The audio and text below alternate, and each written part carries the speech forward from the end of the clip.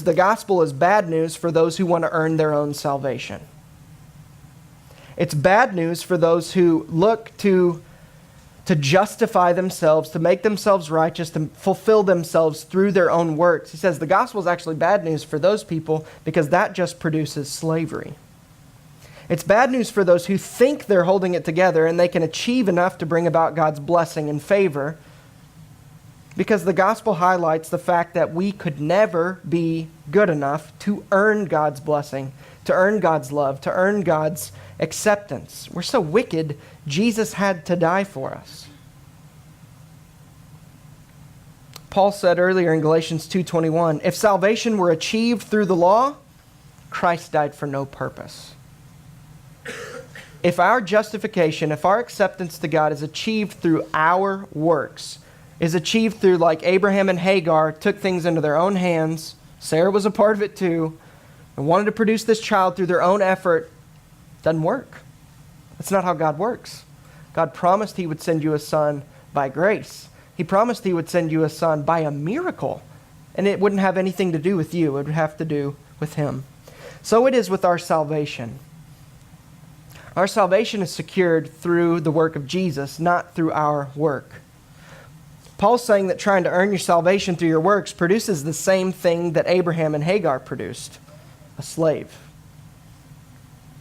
To illustrate this, Charles Spurgeon said when he was preaching on this same text, he said, the poor sinner that's trying to be saved by the law is like a blind horse going round and round a mill and never getting a step further.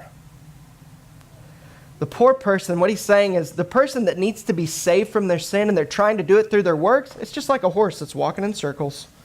It's like, someday I'll get there. Someday I'll get to this different country. And you're just walking in circles. That's what we're doing when we're trying to obey the law so that God will love us.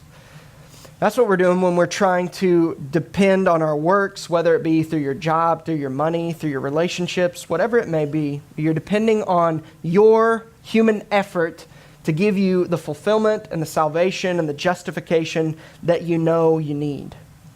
You're in slavery.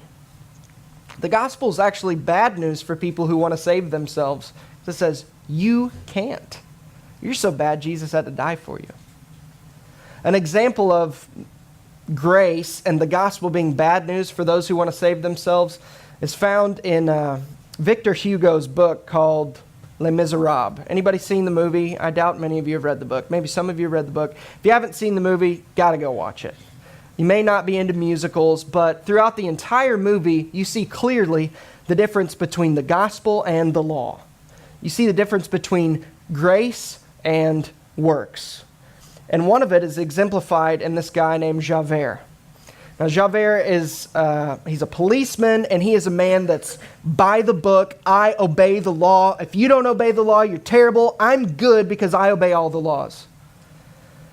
And he hunts this guy named Jean Valjean throughout the entire story because Jean Valjean was a prisoner, and then he was let go, and then he stole some stuff, and then he assumed a different identity and all this kind of stuff. And so Javert is hunting this guy who's a lawbreaker, and he's like, I'm the law keeper.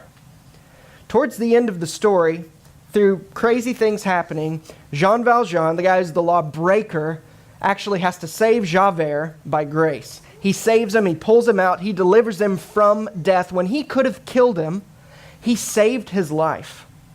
So Javert was shown grace. This guy was like, if I can't earn it, I don't want it. He needed grace, and he was given grace by this lawbreaker guy. And this is what he does. Throughout this really dramatic song, he basically says, I can never be indebted to this sinner.